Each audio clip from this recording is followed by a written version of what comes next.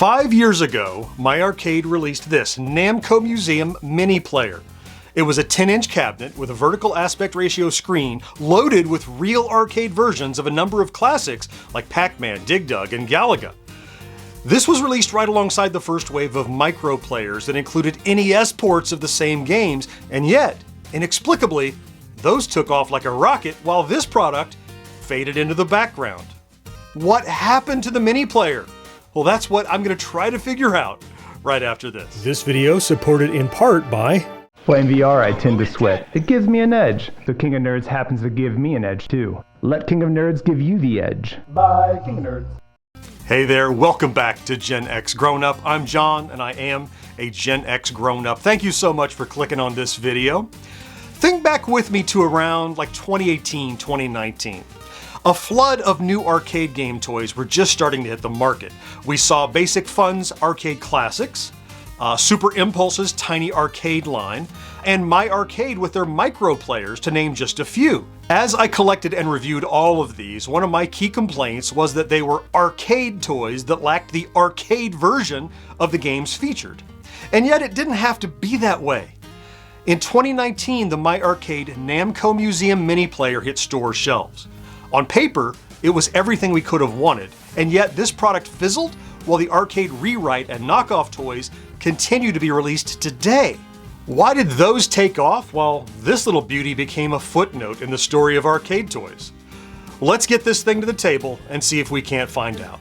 20 arcade games. Now, not all the very best arcade games are the most memorable. It says classic titles, and yet, they're titles. They're not all classics, but there's a lot of Namco goodness in here. And frankly, look at, what was this, $130, $140, whatever it ran MSRP initially back then. You can get it for about $100 now. By the way, down in the description, I'll drop a link to where you can pick this up still today if you'd like to have one. For $100, even if you just gave me the highlights, Pac-Man, Dig Dug, Galaga, Galaxian, Rolling Thunder, if that's all that was in here, arcade games, today you get a single one of these for $40 with one game in it.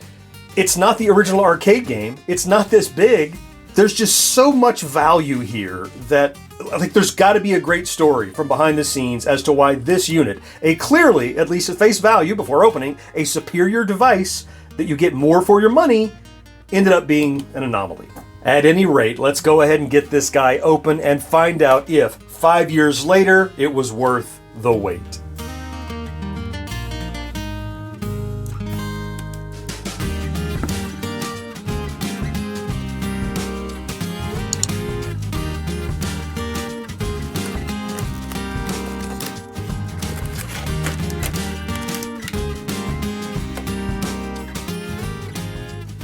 Inside, we've got our little mini player. We have a straight wired AC to micro USB adapter because this thing does not use batteries at all. It must be wired in. And we have some instructions, which I like to throw instructions away, but I have to show you something in these first. It's kind of interesting. Now, first, there's this little addendum insert that if you power it off wrong or deny it power, it has problems. That's not what I wanted to show you. That's not important. I wanted to show you that, look, usually I throw these out because they're nothing but how to put in the batteries in 7 or 8 languages, right? But there was a little bit of an effort made here. Look at this. For each game, there's, albeit brief, a description. Here's how you play Dig Dug. Here's how you play Dragon Spear, or at least the story of the game. So you have something more than just pushing start. It's probably more than you would have had walking up to an arcade machine in the wild and pushing start, starting a coin. So you can see that a little bit more attention was paid to this mini player. Okay, now it's trash. Let's begin our tour of the hardware then. It starts with these side panels, where on each side is this kind of jigsaw puzzly patchwork of artwork from some of the featured games. This has 20 arcade games in it, but there are 5 on this side and 5 on this side of some of the most notable games. And while I couldn't see it listed anywhere on the box, or maybe I missed it, I'm going to take a look and see just how much bigger this is. It is, about 9.5 inches tall. That's right there at the very tippy top there, 9.5 inches. And we're going to use this also to measure that screen when we get there. So artwork on the side, as you might have expected. Turning my focus then to the front, this screen has a giant protective film on it. Let me go ahead and get that off. It covers the entire screen, the bezel, and everything. There we go. Starting up top, we have a Namco Museum lighted marquee. This is backlit when it comes on. Now, of course, there's no particular game. It just says Namco Museum, but a lighted marquee. And then, though this has 20 games on it, that probably wisely, they chose to use the bezel art from Pac-Man. And pretty accurate, actually. It has the instructions on it even. And so here's where things start to get puzzling for me. So let's look at this screen. So I didn't see it listed, but so this is about a, about a 4.25 inch 16 by 9 vertical screen. That sounds great, but here's the problem. Do you know how many games on this system use a 16 by 9 vertical screen? Goose egg. None of them. These were either 3x4 or 4x3 games. So, inexplicably, a screen that was too tall was placed in here, and you'll see that's a challenge that they struggle with throughout the implementation of this game by choosing a monitor that's not suited for any of these games, actually. A little bit farther down at the bottom of this bezel, then, you can see a pair of forward-firing speakers, not the single rear-firing we're accustomed to in the micro players, so you have double the sound facing you, and where appropriate, I would expect, probably stereo sound. Let's come on down here, then, to the control panel, and very versatile control panel. Look, you have both the joystick, and you have 4 buttons, A, B, and X, Y. Coin insert, because it's a real arcade ROM you're going to be playing. A start button, so you can begin the game. No player 2 button, I should point out. The manual even says no player 2 button. And this reset is a menu to go back, exit the game. And real disappointment that there's no player 2 button here, because, look, these games were multiplayer. You took turns. It's not like you need a whole second controller. You could just hit player 2 start and take turns. That's how arcade games work typically. It would have cost you 1 extra button. Was that too much expenditure to have multiplayer? Also, being 2019, you have the old screw-on, screw-off bat top joystick with the D-pad option here, and the buttons they're fine. It's all serviceable. What it isn't is any sort of upgrade from the micro players. It's the same hardware in a bigger box. Now, the larger problem, not so much the controls, which I would have loved an upgrade, it's the design here, the short-sighted design. Take a look at where this joystick is. Now take a look at the side of this cabinet. Where is my hand supposed to go? I have to reach down into the cabinet to hold the joystick like I'm holding the tip of a Q-tip here. I can't rest my hand down because it's up against this kind of sharp edge. Same thing with the buttons. When I put my hand over here, I have to put my hand around the front to reach the A and the B buttons. I can't rest my hand on the side. And the D-pad, forget about the D-pad. Where would you put your thumb? Look, let me take off the joystick and show you. So if I use the D-pad option, where's my hand is up against this thing. More and more, this is feeling like a really great idea that didn't have the full support of my arcade. Like, they didn't have confidence in it. And so, look, they said, let's use real ROMs in a premium box. And I'm like, okay, but let's not spend too much money on it, because what if it doesn't sell? And you know what? If you don't spend enough money into R&D and making it playable, that's probably why it isn't going to sell. Okay, let's move on down here then. The same old deal, you'll recall. This is actually the power on-off switch, this coin door. I always thought that was clever. I missed it when they got rid of it. I think it's a nice touch, but that's all that's down here on the knee board. Very little of interest around back. We have a headphone jack with a volume up and down button here. And no battery door, so all the way down here at the bottom is that micro USB 5-volt in that you plug the included power supply into. So as I prepare to power this thing on and try playing it, let me set the stage. What have we seen so far? A beautiful enclosure, a wonderful looking cabinet, lighted marquee with a questionable monitor and challenging controls. Let's see if the software does anything to redeem any of this. As I record this, it's just a few days before Christmas. And if, after all the tinsel and smoke is cleared, you find that Santa didn't bring you everything you wanted, I hope you'll remember our store. Just visit GenXGrownUp.com/merch for t-shirts, hoodies, phone cases, magnets, pins, and more, all featuring designs to suit pretty much anything you're a fan of. Movies, TV shows, video games, pop culture, it's all there, and every purchase helps to support videos just like these. Now, let's get back to that mini player. Mini Player Retro Arcade. Let me make sure I have it turned up. Namco Museum. Sound coming out of these 2 forward-facing speakers, of course. All right. And here's our menu. let's start with, look, the star of the show is clearly Pac-Man, so let's give Pac-Man a try and fire it up. Since we have that 16:9 screen, we have two choices. We can stretch it to fill, and at least Truth in Advertising, they're showing that it will be distorted, or we can just leave it as is. Now, I never advocate distorting games no matter what the screen looks like, so we're going to say no. Oh, and controls. All right, well, it's simple here, no buttons required, but I'm guessing that's for every game, little control instructions. Oh, and so that the instructions hid the booting of the ROM. You noticed that, so you didn't get to see like it all the gibberish and all the characters flying by. All right, so coin in. Yep.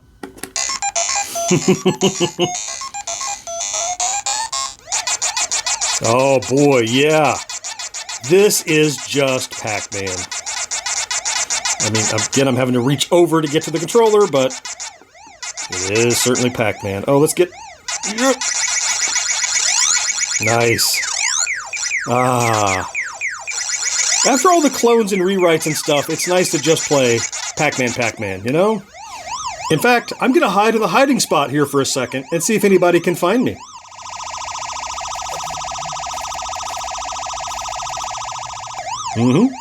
You can look, you can try, you can hunt, but you can't catch Pac-Man when he's in the hiding place. As long as you enter the hiding place when the ghosts are not too close to you. You know how the logic works. I get so many people saying, fake, you can't really do that. Well, yeah, you can't do it if you do it wrong, if the ghosts are right on your tail, but yeah, of course you can hide from the ghosts in the hiding spot. Real ROM lets you do that, because that's how it's just, there's not a trick, it's just exploiting the behavior of the ghosts that are baked right in, right? Now, so this is a good looking Pac-Man. Let me show you what it looks like stretched out. Not terrible, but so at this point I pick yes, and then it's going to load up the image in the background. It's hiding it. And then when it shows up, it's going to fill this 16:9 screen entirely. Yeah, so a little stretched out. It's not awful with these, but it's certainly noticeable and not the way I would tend to play. Like, I could tolerate it, but I wouldn't choose it. At least it fills the screen. But you can see that Pac-Man is an oval instead of a circle. Now, the reset button is quite nice. First of all, it serves as a pause button. Secondly, it gives you an opportunity to, whoops, I pushed the button I didn't mean to, so you can hit the button. So, hey, maybe I want to get out, maybe I don't. I have a chance. I can say no and continue, right? Or I can hit it again. Yeah, and yes, and bail out. Here's the instructions for Galaga. Yeah, move and fire. That's all you need, so you know exactly what buttons you need. Included instructions is a real plus here, something we don't get with most modern arcade toys of any kind. And the instructions aren't even in the instructions most of the time. Oh, yep. Ooh. Heard a little bit of fluctuation in the tune there, but could be my ears, could be the speakers, I don't know. Here's Pac-mania, controls, jump, jump. Yep, coin, start. You know, on top of it all, I'm even noticing a little latency in the control. Watch me hit the button. Hop. Hop. See how far behind that hop was? Here's Galaxian. Yeah, I'm definitely sensing a little bit of latency in the emulation. And look, this is hardwired. Why would you do that? Here we go. So, fire. Fire. Fire. On top of everything else, that's, you know, what is otherwise pretty nice software package. A little latency? That makes no sense. Here's some Dig Dug.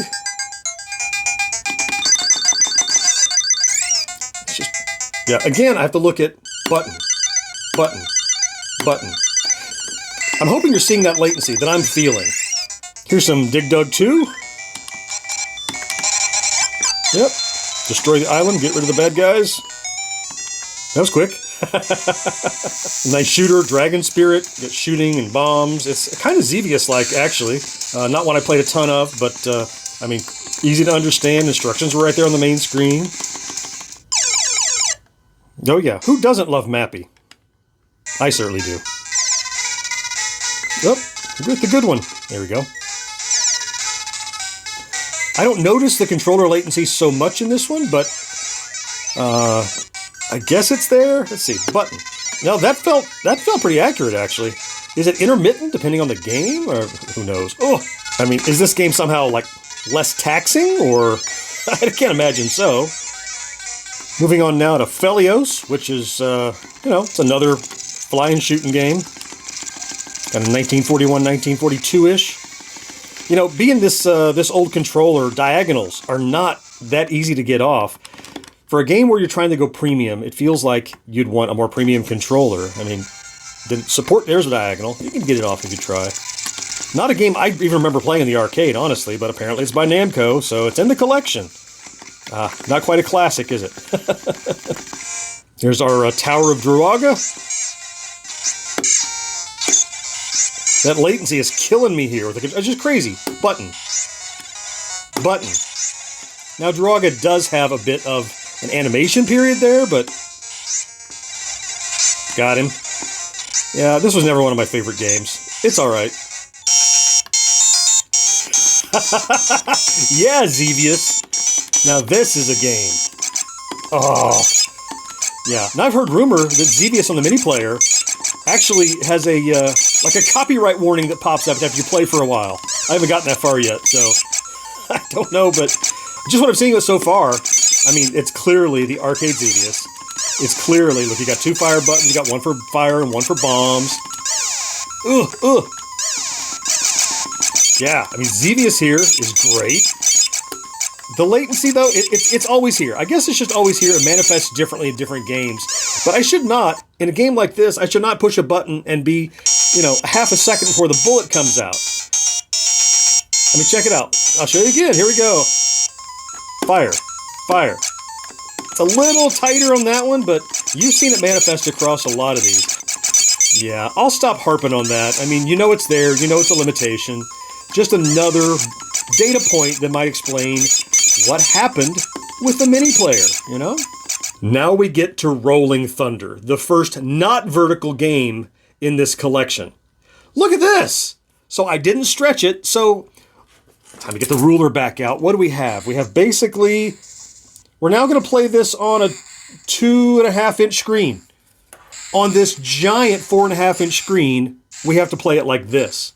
Now, the option, I could play it like this, or I can stretch it out like this, and everybody looks like they're in Slender Man cosplay. I mean, we'll try it filling the screen, but this is just wrong. I mean, it's the arcade game. Oh, wow. I mean, you see what the problem is. Give me some arms. It's just, this is not the way to play this game, nor is playing on a 2-inch screen the way to play this game. This just doesn't belong in this collection. It's like somebody said, oh, we have the license. Let's put all the Namco we have license to on this thing, and whether it fits or not, which is ill-advised. Yeah, here's Rolling Thunder 2. A great game. You didn't see the arcade very much. It came along quite a bit later than Rolling Thunder. And, if you want to play it on a tiny, tiny screen, this one's okay. However, I'm even noticing some sound breakup, like, this hardware can't quite handle Rolling Thunder 2, interestingly enough. Oh. Apparently I can't handle Rolling Thunder 2 either.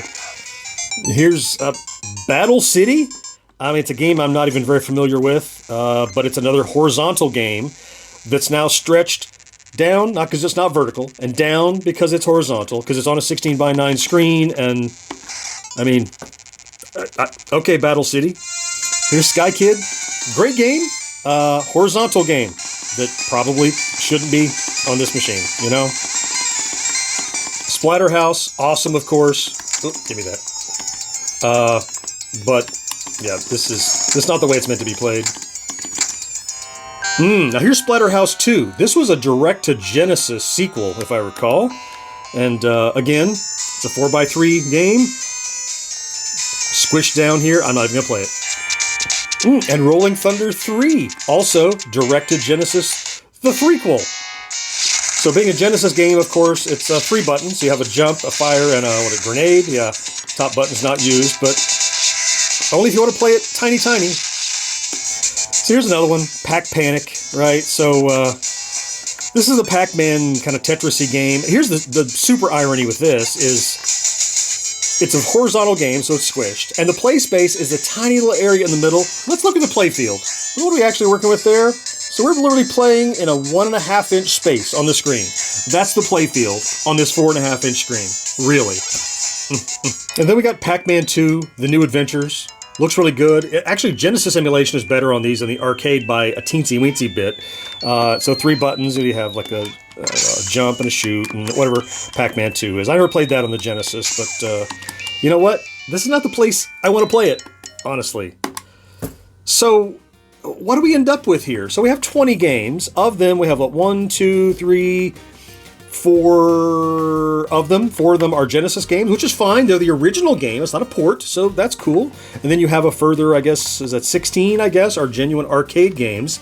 A little controller latency, a little trouble with emulation speed in some cases, occasional distortion, the option to stretch everything out or leave it. There are a lot of elements here that are really starting to paint a picture of what happened with this mini player. The software bundle here is pretty great. That software, though, has to live in the mini player shell. And I can't help but feel that the hardware was a bit Frankensteined. It's larger overall, but not more premium. The controls are identical to the cheaper micro player, with a little latency as you saw as I was playing it, which is a problem. The vertical monitor is the wrong aspect ratio for any of the included games, and the physical design of the cabinet makes access to the controls at best uncomfortable and at worst a little painful. I get the impression that the initial concept for the mini player was solid. Allow consumers to play the real, vertical-oriented Namco classics in the proper aspect. But rather than a 3x4 screen, a likely cheaper and more easily sourced 16:9 was substituted. Then, design by committee likely took over, and more games from Namco got added, which were not the correct aspect, meaning they must be comically stretched out or played at a postage stamp size. I think I'm starting to get a clearer picture of why this mini player didn't take the world by storm. For regular consumers, I expect the idea of $130 plus for a video game toy of any kind may have just been too high regardless of the value. And the value is great, by the way. If you're not a nitpicky arcade dork like me, this comes out to only about $7 per game versus $30 to $40 for a micro player with just one game on it. If you don't care about what version of the game you're playing, well, that's just simple math. For enthusiasts, though, I propose that it wasn't the price but the shortcomings of this release that prevented us from buying in like My Arcade had hoped. You see, it comes down to more than, me want arcade ROM now. Once you have that arcade version of the game, it has to be presented properly and have appropriate controls. The Namco Museum Mini Player brought us the right versions of these classics, but hardware silliness and overextended game choice showed a lack of reverence and attention to detail that must also be included when trying to replicate the arcade experience we remember. And so, missing the mark in different ways for different consumers led to a product that simply didn't resonate with enough buyers to be a viable path forward for these budget arcade toys. And that's too bad, because I would have loved to see, given a chance to evolve, what a My Arcade Mini Player Pro would look like today. Did you have or do you plan to pick up the Namco Museum for your collection? Let me know what you think about this release down in the comments, and I'll drop some links here and here to some reviews I've done for some arcade products done right. I certainly hope you found something to enjoy in this video, and I cannot wait to talk to you again next time. Bye-bye.